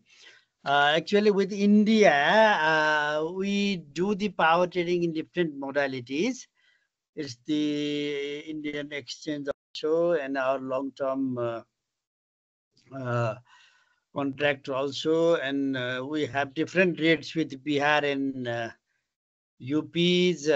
So all these things are there, but the average price we have actually found out the average price for export and import in the last fiscal year. So that is 8.68 Nepali rupees for export and 8.64 Nepali rupees for import. So that those are the average import and export prices in the last fiscal year. In IC terms is 5.42 and 5.40. The lesser for import and higher for export. Those are the figures. Yeah. So is that is that what you are looking for, or okay? Thank you, sir. Thank you, sir. You give the data, sir, exact figure. Yes, Yeah. sir. That's maybe of this bilateral contact. Maybe Nepal is selling to maybe India market, and that time price is determined from the their volume, and there is some algorithm. Maybe it may range from 4 to 6 rupees to maybe it was sometime capped as 18 or 20 Indian rupees. So in market that price may vary. Yeah, that is actually the competitive market. The price is based on the competition. But I'm telling you the figure of last fiscal year that we bought and we sold. Those are the average figures. Yeah. I'll come to Alok sir a little bit later. So now one question is Mr. Zahid Nawaz, and he's asking what is utility market model in Nepal. Maybe he's interested to know some power system restructuring kind of thing. Yeah. No, I am not clear. Can we request Jahid? No, sir. Sir, this question also to Dinesh sir is asking. Okay. Zahid Nawaz is asking what is the utility market model in Nepal? Thank you also for this question. The market model is in Nepal is not very competitive, though we are striving for competitive market here after we bring up the Electricity Act and introduce competition in the distribution sector.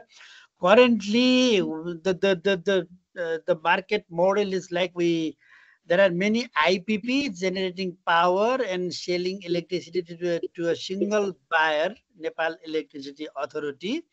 And Nepal Electricity Authority buys electricity from those independent generators in a posted rate, and then the state-owned distribution business group of NEA, Distribution Consumer Service division of NEA, that has regional and district-wise distribution centers, and those actually sell power to the consumers in a utility determined uniform prices. So there is no competition, competitive prices in the electricity distribution markets, though we are planning to have more distribution the companies after restructuring the Nepal Electricity Authority, but that will be implemented after the Electricity Act comes in place.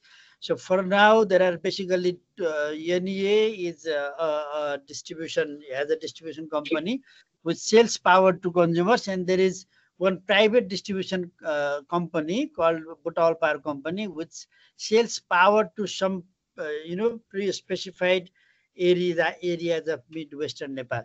So there are still monopolies in distribution system, which we want to restructure and introduce competition in the years to come. Thank you. Thank you, Dinesh sir. You absolutely nailed it. Sir, in the same line, I would like to ask Alok sir. Sir, can you share the latest status of power sector reform in India? In brief, sir, because the India is in much advanced stage in the regulation and introducing that the power player, trader, buyer, and that is operating the market. Sir, can you share in brief the latest status? Yeah, I'll say the power sector reforms, there are two major achievements are. First is the integration of the grid. India runs on now one single grid with one single frequency. So that development has brought the access to electricity markets for all stakeholders. Because if you don't have access to different areas for selling of power, so that is one. And India has also implemented a general network access regime. So once you get a connectivity to the grid, then generator has a complete choice and flexibility to choose his customer, and he can change the customer on daily basis. That is the beauty of the system.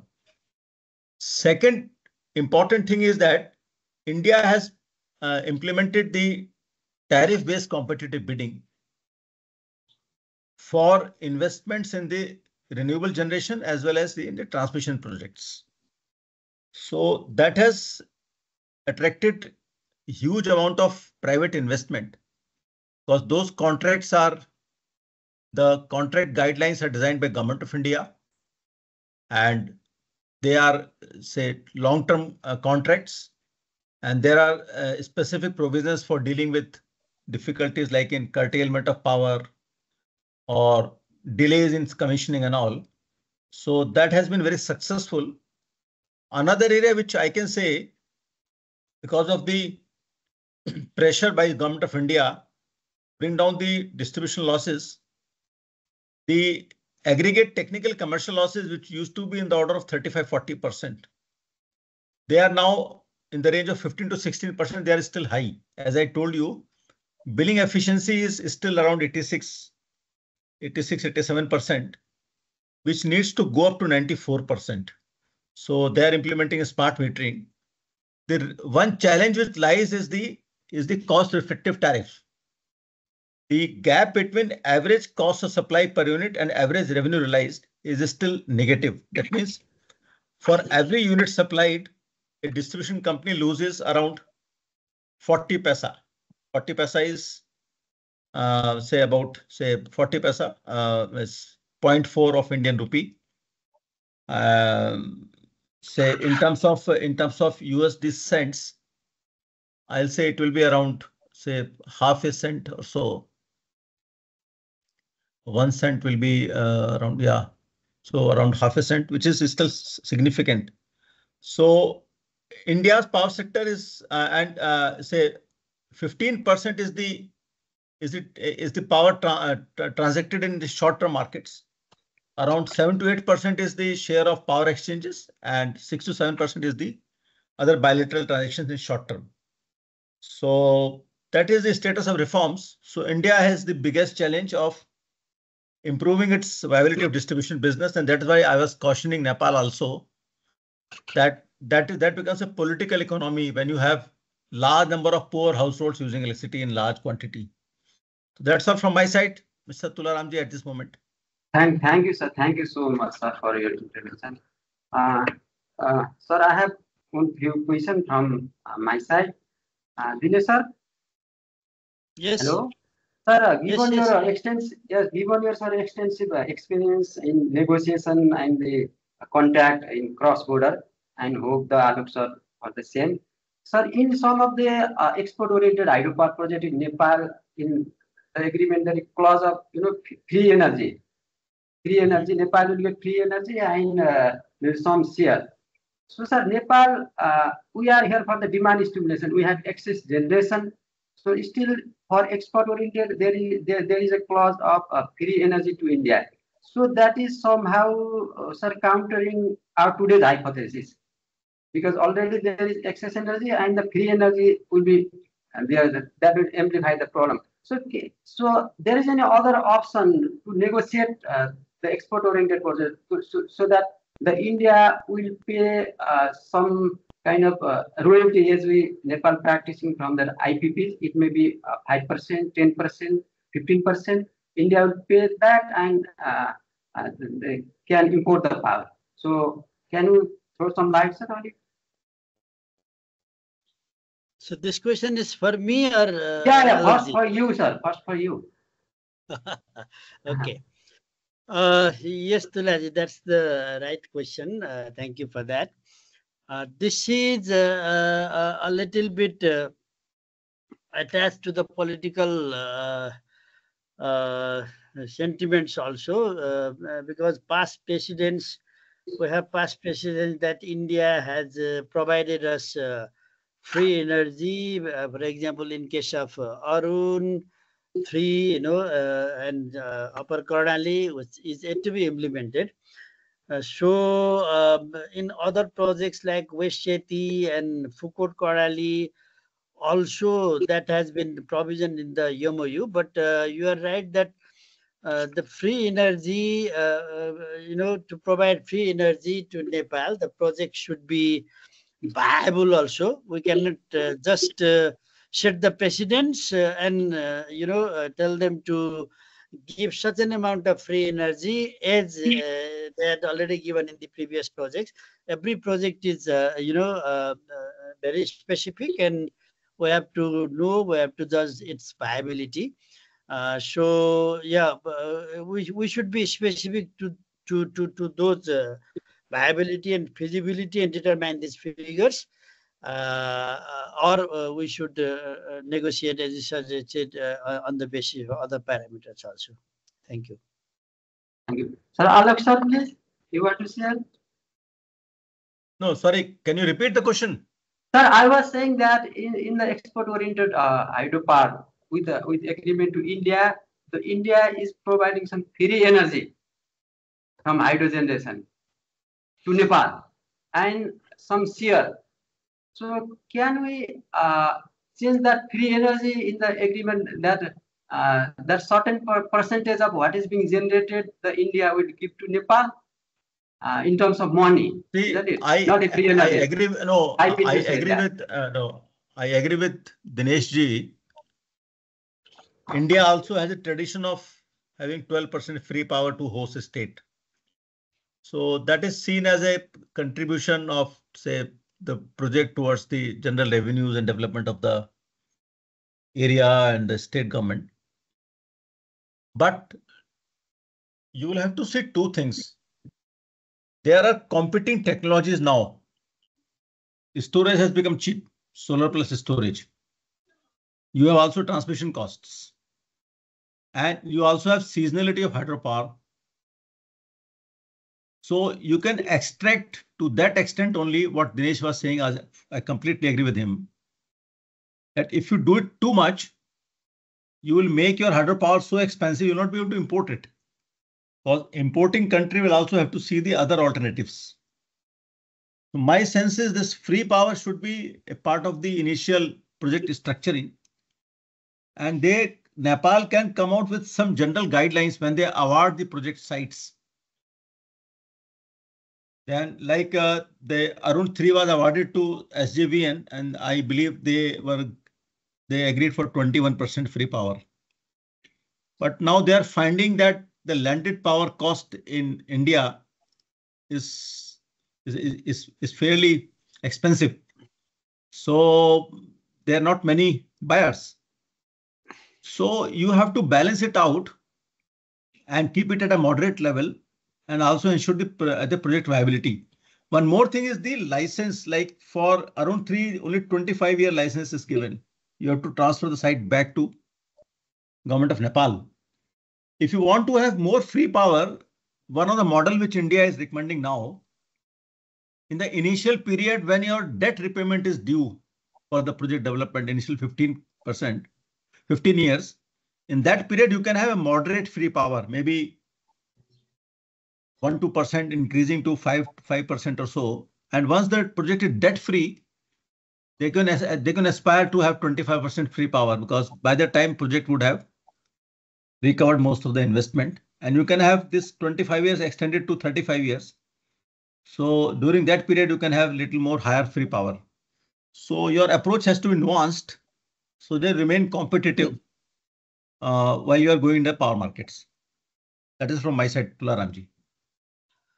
Thank you. Thank you, sir.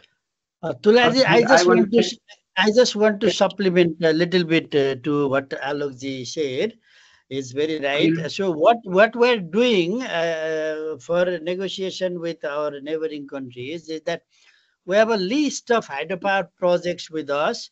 We are going to prepare a list cost generation expansion plan. And Alokji rightly said that some of the projects with some combinations will be very viable, will be very cheaper. Some of them will be very expensive.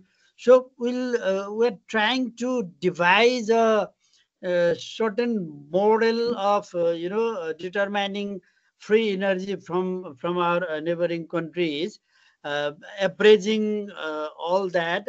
Out of that, the least cost generation expansion plan, and we are trying to devise a a free energy kind of model, so that it will be viable for a specific project. That's what we're doing. And after, based on that, free energy model, we are going to devise some sort of formula, some sort of model applicable to almost all the projects. And based on that, we can, further negotiate with our neighboring countries for,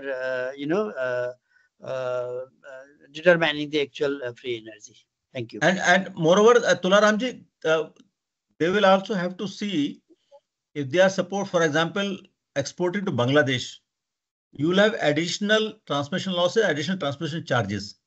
Right. So you have to see the overall viability of the landed cost of power, say in the importing country. That is important. Yeah. Okay. Thank you, sir. Sir, one short question.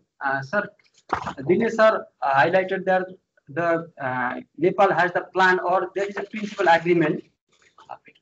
Nepal and India for 10,000 megawatt export. So just what will be the modality of these exports? Or maybe it will be on the basis of long-term PPA or capacity contract basis or seasonal support. So this maybe this predictive questions. Yeah. Tularamji, it has to be mostly long-term PPA. Without long-term PPA, you cannot have financial closure and your project will not materialize. That is the one important thing. You cannot have a hydro project just based on day-ahead market sales, because they're very uncertain. And with the frequent development in the technologies like storage and all, market prices are going to be very, very difficult to forecast for a long time. Second thing, we should not forget that long-term projects can also have a seasonal supply. You can have supply for 4 hours in the evening, but challenge will be that it will be only in the high, high flow season. So it will be not only hourly differentiated contract, but also monthly differentiated contract. So they will have to one will have to combine what is the demand of the consumer. Some industrial consumer, maybe he has a single shift. He can take power in the day, or he can have some storage. He can mix some power from other sources. So they will have to offer various options for long-term contract for supply hours and supply months. Because as I said, that their river flows are very highly seasonal. So Nepal will have to aggressively think about a very viable storage strategy. Otherwise, exporting those large quantum of power for only few months in a year may be little challenging to expand beyond a point. So as I recommended, you have to do first starting point is Nepal will have to forecast more precisely hourly demand for their internal consumption for next 10 to 12 years or 15 years. And also generation, what is projected generation and generation pattern, the seasonal pattern. They have to run a model that what is all they can consume with what storage level, and then come out with a most possible and sellable export long-term contract. So it is a very interesting but very detailed modeling exercise. I will recommend that. Thank you, sir. Dinesh sir, Azul, can you say something on this, that you presented some export capacity of 10,000? So what would be this? Yeah. So this is a very big achievements we have, achieved, exporting or agreement on exporting 10,000 megawatt of 10 years in 10 years time. Actually, I'd like to thank Mr. Alokji also for this. We had continuously negotiated on this, and I especially recall our Mount Abu meeting that we decided to frame up this agreement and take it forward for approval. So it is now being materialized, and in terms of its implementation, I already talked about our energy development roadmap, and the export of 15,000 megawatt has been taken. 10,000 megawatt is included on that export plan, and we have identified the prospective projects also for exporting that power in different time frame. So we'll be entering into different individual specific agreement with the traders based on the long-term framework agreement and try to get it materialized. And I just want to compliment Alokji for his valuable inputs and suggestions, especially in terms of the load forecasting here, the approach we should follow, like he has suggested some granular approach, and then not as a 5 years, 10 years time slot, but it should be monitored continuously, and then planning also needs to be carried out in that approach. That's very helpful for us to move forward, and he has shared some India experiences on these on doing these things. So we'll try to replicate the India experience in our system. So Alokji's input has been very much helpful. Thank you very much, Dineshji. One last thing from my side. If you see your hydropower being seasonal and diurnal, it will be most likely bought by some aggregators in India who have a portfolio of assets, like they have some solar, some wind, some coal, some batteries, and they can mix and match the generation pattern from Nepal and optimize according to the needs of the customers, C&I consumers. So I think that is the one which you may like to explore. It was a very nice discussion with you. Thank you, Dineshji. Thank you very much. Thank you, sir. I think we are running over time, sir. However, there is one question from audience, so we could not leave it unattended. Sir, very short answer I am expecting from Dinesh sir is saying, Nepal generation main source is hydro, basically ROR, and in future is solar, which is seasonal. So how we manage power in dry season in future? So this is a covered for your short answer, sir. This is a question from Tegraj Paudya. Yeah, so that is very clear. We have been emphasizing for developing solar powers also, and this is gaining momentum these days.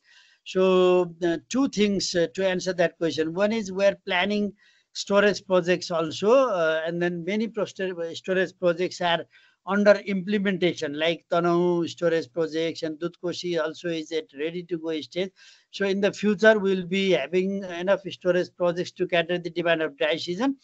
Until we finish building these storage projects, we'll be developing, the many solar projects in a short time frame, and use solar power in the daytime and store water for the evening's generation. That modality will follow the principle of supplementarity and complementarity, and we mix solar power with hydropower and operate in a mixed modality to cater the season of the dry season. Thank you. Okay, thank you, sir. Sir, due to time constraints, sir, we are coming at the end. Otherwise, we could have more interesting discussion. So now, in conclusion, sir, let me briefly, all audience, please, let me briefly take you all through the discussion that we had in today's webinar. We had listened to some excellent presentation delivered by our distinguished presenters, focusing on electricity demand growth. In first slot of presentation, Mr. Dinesh Kumar presented on energy mix and power sector scenario, energy development roadmap, plan and power generation potential, identification of potential economic sector of electrification, similarly electricity consumption plan, and projected demand in identified. That is a very nicely covered also, as well as policy support for their implementation. In second presentation, Mr. Alok Kumar sir discussed on the supply side challenges, mainly focused on commercial aspect, demand side management. He briefly talked about the cross subsidy to incentivize the customer, and he also covered the network augmentation. Also, the policy and regulatory support that are essential for successful introduction and adoption of new technology. Because in Nepal, it may be that more policy are focused on the supply side, maybe for the generation. So the more vibrant and actionable policy for demand stimulation may be required, and Nepal may come up with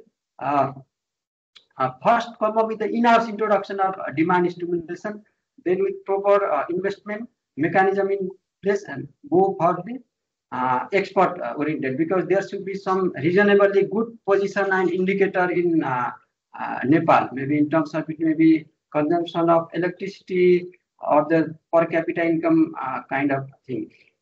So now at the end, thank you, Your Excellency presenters, for accepting our invitation, and we hope we wish to invite you again. And thank you everyone for attending today's session. Thank you very much. Thank you. We also enjoyed this discussion, and thank you, Dinesh, for such an excellent presentation. Thank you. Thank you very much. Thank you very much. Thank you, everybody. Sir, for the information of audience, all the presentation will be available on SAARC Energy Centre website very shortly, and we'd love to hear from you for any suggestion and comments for further improvement, plus any suggested topics for your interest on which you want to arrange the webinars in future. So with me signing out, thank you again for joining us today, and looking forward to see you again next time. Thank you. Thank you very much. Namaste. Thank you, sir.